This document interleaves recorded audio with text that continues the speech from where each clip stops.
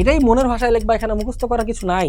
সেটা হচ্ছে ম্যাক্সওয়েলের তড়িৎ চৌম্বকীয় বর্ণালী তত্ত্ব। ম্যাক্সওয়েল বলছিল যত হচ্ছে গিয়ে ইলেকট্রনটা নিউক্লিয়াসের চারদিকে ঘুরপাক খাবে তত শক্তির স্তর ছোট হতে থাকবে। ফলে যেটা হবে যে শক্তি কমার সাথে সাথে তার শক্তি স্তরও হ্রাস পেতে থাকবে, সে নিচের দিকে নামতে থাকবে। ইলেকট্রনের চার্জ হচ্ছে -1.6 ইন্টু 10⁻⁹। তার মানে এই আধানের পরিমাণটা সমপরিমাণ প্রত্যেকটা প্রোটন এবং ইলেকট্রনের, কিন্তু বিপরীতধর্মী। তাহলে প্লাস আর মাইনাস মিলে কাটাকাটি হয়ে ফাইনালি শূন্য হয়ে যায়। তো এটাই হচ্ছে বিষয়। তাহলে মোট চার্জ আসলে শূন্য হয়। পরমাণু সামগ্রিকভাবে চার্জ শূন্য কেন বলো তো? একটা পরমাণুর মধ্যে কি থাকে? দেখো, পরমাণু সামগ্রিকভাবে চার্জ শূন্য না? অবশ্যই তো চার্জ শূন্য, তাই তো? খেয়াল করে দেখো, ধরো আমি এটা নিউক্লিয়াস আঁকলাম, ওকে, আর এখানে আমি একটা ধরো এটা সর্ববহিষ্ঠ শক্তি স্তর, ঠিক আছে? সো এই জায়গায় হচ্ছে আমাদের কি আছে, এখানে আমাদের নিউক্লিয়াস আছে। নিউক্লিয়াসে কি থাকে বলো? নিউক্লিয়াসে থাকবে হচ্ছে কি প্রোটন, প্রোটন থাকে। আর শেষে শক্তি স্তরে কি থাকে? শক্তি স্তরে থাকে ইলেকট্রন, এটা তোমরা জানো, ঠিক আছে? তাহলে দেখো, কোনো একটা পরমাণুতে যে কয়টা প্রোটন ধনাত্মক চার্জ বিশিষ্ট প্রোটন থাকে সেই সংখ্যকই ঋণাত্মক চার্জ বিশিষ্ট ইলেকট্রন থাকে, এটা তোমরা জানো। ওই ইলেকট্রনটা নিউক্লিয়াসের চারদিকে ঘুরপাক খায়। তাহলে প্রোটনের চার্জ হচ্ছে +1.6 ইন্টু 10⁻⁹ কুলম্ব এবং ইলেকট্রনের চার্জ হচ্ছে -1.6 ইন্টু 10⁻⁹। তার মানে এই আধানের পরিমাণটা সমপরিমাণ প্রত্যেকটা প্রোটন এবং ইলেকট্রনের, কিন্তু বিপরীতধর্মী। তাহলে প্লাস আর মাইনাস মিলে কাটাকাটি হয়ে ফাইনালি শূন্য হয়ে যায়। তো এটাই হচ্ছে বিষয়। তাহলে মোট চার্জ আসলে শূন্য হয়। এজন্যই কিন্তু সামগ্রিকভাবে পুরোটা পরমাণু চিন্তা করলে সেটা একটা চার্জ শূন্য একটা পদার্থ হয়ে যায়, বা মানে চার্জ শূন্য একটা মৌল বা পদার্থ বলা যায়। তাহলে এখন আমরা কি বলতে পারি বলতো? আমরা বলতে পারি অ্যান্সারটা কি, পরমাণুতে যে কয়টি ধনাত্মক চার্জ বিশিষ্ট, আমি এখানে মূল পয়েন্টটা লিখতেছি, তোমরা ব্যাপারগুলো বলবা যে পরমাণুতে প্রোটন থাকে ইলেকট্রন থাকে, একটু ডিটেলসে লিখে দিবা আর কি। হ্যাঁ, মূল পয়েন্টটা হচ্ছে যে কি, পরমাণুতে যে কয়টি ধনাত্মক চার্জ বিশিষ্ট প্রোটন থাকে, বিশিষ্ট প্রোটন থাকে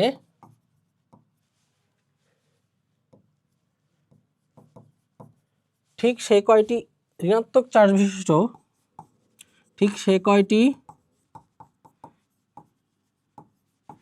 একই আধানের, একই আধান মানের বলতে হবে, হ্যাঁ, মান সমান কিন্তু ঋণাত্মক, একই আধান মানের ঋণাত্মক চার্জ বিশিষ্ট, ঋণাত্মক চার্জ বিশিষ্ট ঠিক সে কয়টি একই আধান মানের ঋণাত্মক চার্জ বিশিষ্ট ইলেকট্রন দ্বারা বা ইলেকট্রন নিউক্লিয়াসের চারদিকে ঘূর্ণায়মান থাকে। তাহলে এখানে একটু ভালো হয় বললে পরমাণুতে নিউক্লিয়াসে, এই কথাটা একটু বলে দিবা, কারণ প্রোটন থাকে হচ্ছে নিউক্লিয়াসে, নিউক্লিয়াসে, ঠিক আছে? ঠিক, তাহলে এখানে আমরা কি বললাম, পরমাণুর নিউক্লিয়াসে যে কয়টি ধনাত্মক চার্জ বিশিষ্ট প্রোটন থাকে ঠিক একই সংখ্যক একই আধানের বা একই আধান বিশিষ্ট ঋণাত্মক চার্জযুক্ত ইলেকট্রন নিউক্লিয়াসের চারদিকে ঘূর্ণায়মান থাকে, চারদিকে ঘূর্ণায়মান থাকে। ফলে ফলে পরমাণুতে মোট চার্জের বা মোট আধানের মান হয় শূন্য। ফলে ফলে পরমাণুতে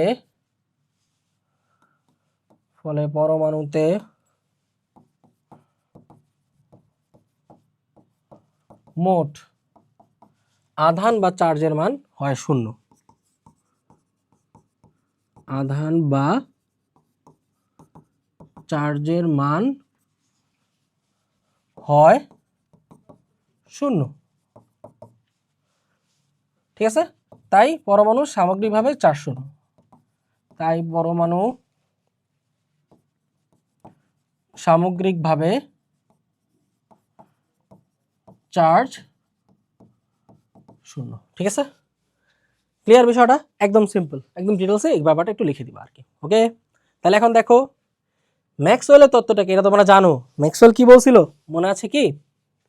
দেখো, ম্যাক্সওয়েলের তত্ত্ব অনুযায়ী ধরো এই যে এখানে এটা একটা নিউক্লিয়াস, একটা ইলেকট্রন আছে তার শেষের শক্তি স্তরে। ম্যাক্সওয়েল বলছিল যত হচ্ছে গিয়ে ইলেকট্রনটা নিউক্লিয়াসের চারদিকে ঘুরপাক খাবে তত তার হচ্ছে গিয়ে শক্তি স্তর ছোট হতে থাকবে। অর্থাৎ নিউক্লিয়াসের চারদিকে যে ইলেকট্রন ঘুরপাক খায় সে কি করে, সে হচ্ছে একটা নির্দিষ্ট শক্তি ব্যয় করে কিন্তু এই ঘূর্ণনটা ঘটায়, তাই না?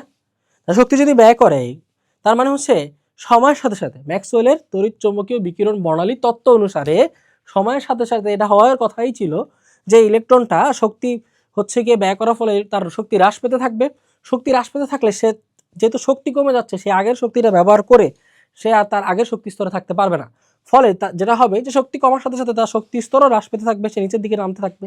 তার শক্তি হ্রাস পাওয়ার সাথে সাথে নিচের দিকে নামতে নামতে একটা সময় কিন্তু এখানে নিচে বলতে আসলে ভিতরের ব্যাপারটাই বোঝাচ্ছে, অর্থাৎ বাইরে থেকে সে ভিতরের দিকে আসতে থাকবে। ভিতরে আসতে আসতে আসতে আসতে একটা সময় কিন্তু সে নিউক্লিয়াসে পতিত হবেই, যেটা পরবর্তীতে বোর বলেছেন যে না এই ঘটনাটা হয় না। বাট স্টিল ম্যাক্সওয়েলের তত্ত্বটা বোরের তত্ত্ব প্রকাশ হওয়ার আগ পর্যন্ত বা বোরের প্রস্তাবনা বোরের মডেলটা প্রস্তাব হওয়ার আগ পর্যন্ত এই ব্যাপারটা গ্রহণযোগ্য যে হ্যাঁ যুক্তি অনুসারে এটাই হওয়ার কথা ছিল। তাহলে ম্যাক্সওয়েলের তত্ত্ব অনুসারে কি বলা হচ্ছে বলো, চলো আমরা লিখি। ম্যাক্সওয়েলের তত্ত্বটা এটাই মনের ভাষায় লিখবা, এখানে মুখস্থ করার কিছু নাই, ঠিক আছে? এই জিনিসটাই মনের ভাষায় লিখবা, সঠিকভাবে একটু উপস্থাপন করে দিলে আমাদের কাজ হয়ে যাবে।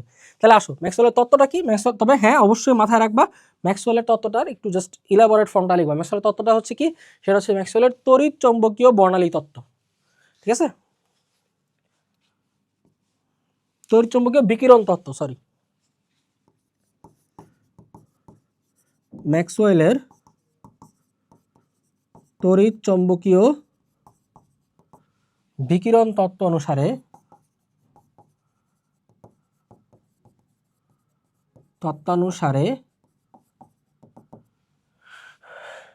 ইলেকট্রন নিউক্লিয়াসের চারদিকে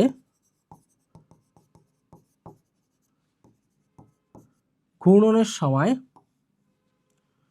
নিউক্লিয়াসের চারদিকে ঘূর্ণনের সময় ক্রমান্বয়ে শক্তি হারাতে থাকে, ক্রমান্বয়ে শক্তি হারাতে থাকবে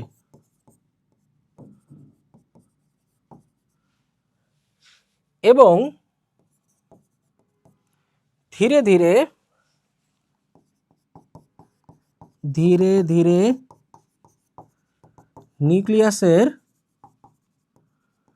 নিউক্লিয়াসের সন্নিকটে পতিত হতে থাকবে।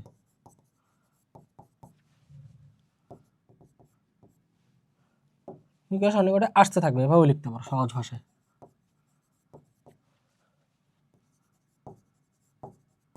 এভাবে এক সময় কি হবে দেখো তো, এবার তোমরা জানো যে এক সময় এভাবে ঘুরতে ঘুরতে ঘুরতে ঘুরতে ইলেকট্রনটা কি করবে, ঘুরতে ঘুরতে এসে নিউক্লিয়াসে পতিত হবে। তাহলে এভাবে এক সময় ইলেকট্রনটি নিউক্লিয়াসে পতিত হবে এবং পরমাণু তার অস্তিত্ব হারাবে। নিউক্লিয়াসে পতিত হবে, নিউক্লিয়াসে পতিত হলে কি আরেক সিস্টেমটা থাকলো? এই যে পরমাণু জিনিসটা কি, পরমাণু এমন একটা সিস্টেম যেখানে নিউক্লিয়াসের চারদিকে ইলেকট্রন ঘুরতেছে। সেটা না হয় ইলেকট্রন যদি নিউক্লিয়াসে ঢুকে যায় তাহলে নিউক্লিয়াসের ধনাত্মক চার্জও থাকলো না, ইলেকট্রনের ঋণাত্মক চার্জও থাকলো না, মিলেমিশে একাকার হয়ে পরমাণুটাই আর থাকবে না। তার মানে হচ্ছে কি নিউক্লিয়াসে পড়ার সাথে সাথেই পরমাণুটা আসলে বিলুপ্ত হবে। যদি এই ঘটনাটা ঘটে তাহলে পরমাণুটা কি হওয়ার কথা, পরমাণুটা বিলুপ্ত হওয়ার কথা। সো এক সময় ইলেকট্রনটি নিউক্লিয়াসে পতিত হবে এবং পরমাণু বিলুপ্ত হবে